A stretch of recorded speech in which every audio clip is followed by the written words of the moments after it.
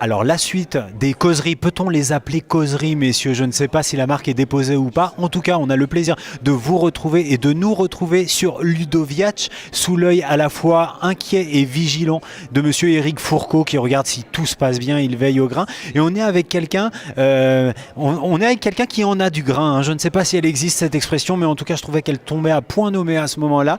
C'est quelqu'un que vous connaissez peut-être, que nous, on a l'habitude de retrouver parce qu'il a pris cette méchante habitude justement de nous interviewer. Eh bien, pour une fois, c'est nous qui l'interviewons. On a la chance d'avoir avec nous Monsieur Nicolas Leluerne. Je n'en dis pas plus, on va le laisser se présenter. Donc, Monsieur Nicolas Leluerne, c'est qui?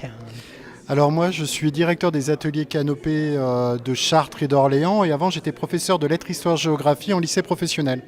D'accord. Et quand on est directeur des ateliers Canopée de Chartres et d'Orléans, je me sens cerné par le Canopée pour cette capsule. Qu'est-ce qu'on vient faire sur Ludoviac?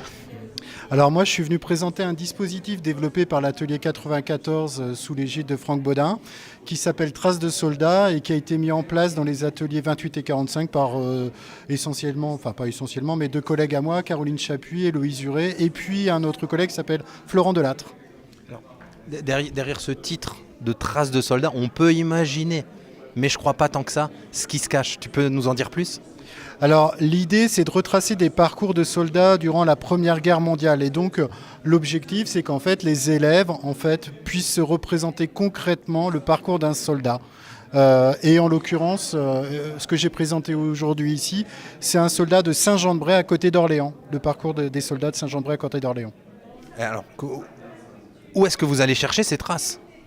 Alors, ces traces, elles sont disponibles à travers les archives départementales, mais aussi sur le web, notamment à travers l'envoi par le ministère des Armées de données. Est-ce que ça fait écho, ce dispositif, à d'autres dispositifs ou d'autres activités que tu pourrais mentionner autour de l'exploration des vies de ces soldats sur Internet ou par des solutions numériques? Parce que je sais qu'elles sont pléthores. Alors, c'est vrai que moi, au cours de ma carrière, j'ai beaucoup travaillé sur incarner l'histoire dans des espaces, dans des espaces concrets à Chartres. Et là, ce qui est intéressant, c'est justement que les élèves se mettent en position d'historien et travaillent sur ces solutions et se disent à un moment donné, c'est moi qui vais être producteur. Je fais, je croise les données, je critique, je nettoie les bases. Les élèves développent un certain nombre de compétences numériques, mais pas que, mais aussi des compétences douces, notamment à travers le travail en hackathon, où finalement il faut collaborer, il faut discuter, il faut échanger, il faut faire preuve d'empathie, d'esprit critique, il faut respecter l'altérité, il faut trouver un rôle, il faut prendre en charge, il faut s'engager et il faut produire. Et quand on arrive justement à retracer avec ces traces la biographie, le parcours de vie et de guerre d'un soldat, ça se retrouve sous quelle forme? C'est diffusé comment? Comment est re-racontée son histoire? Alors, ce qui est intéressant, c'est que les élèves ont travaillé avec quelque chose qu'aime beaucoup Fabien, qui est un fichier Excel. Et donc, tu me fais rêver déjà. et donc, du coup, en fait, les élèves vont nourrir un fichier Excel et puis ensuite extraire des représentations graphiques sous forme de diagrammes, etc. Ensuite, ils vont faire ce qu'on appelle de la data visualisation, c'est-à-dire une mise à disposition visuelle d'une représentation historique.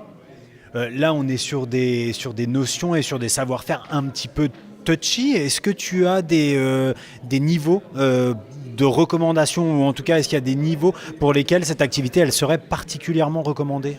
Alors moi, je crois qu'il faut faire confiance aux enseignants et c'est les enseignants qui vont finalement adapter le dispositif pédagogique au public qu'ils ont.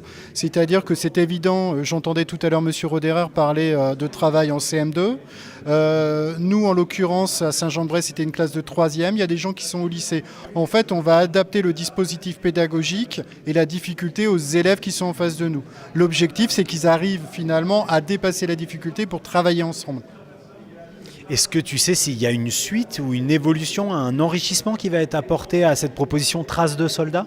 Alors, ce qui est intéressant, honnêtement, et ce qui a été chouette pendant ce moment-là, c'est qu'ils ont retrouvé à Saint-Jean-de-Bray un soldat qui n'était pas sur le monument aux morts.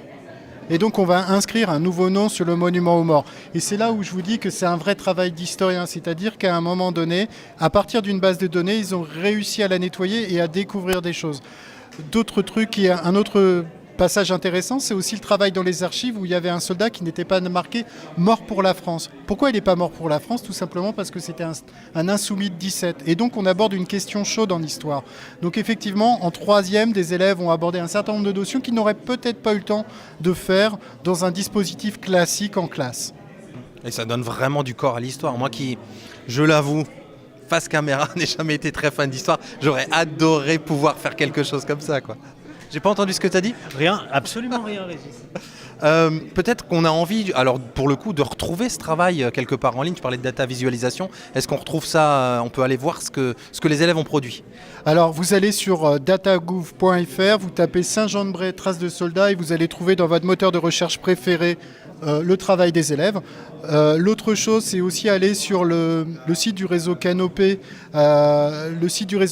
mais aussi le médium du Canopé de la DT Île-de-France, où toute la démarche a été décrite et bien décrite par les équipes des Canopés de cette direction territoriale. Cette capsule vous a été offerte par le réseau Canopé. Un grand merci Nicolas, et toujours aussi, parce qu'on ne l'a pas dit, mais moi je veux le dire, toujours aussi élégant. Dans le milieu du numérique, on l'appelle le dandy numérique. Il est là. Merci les gars.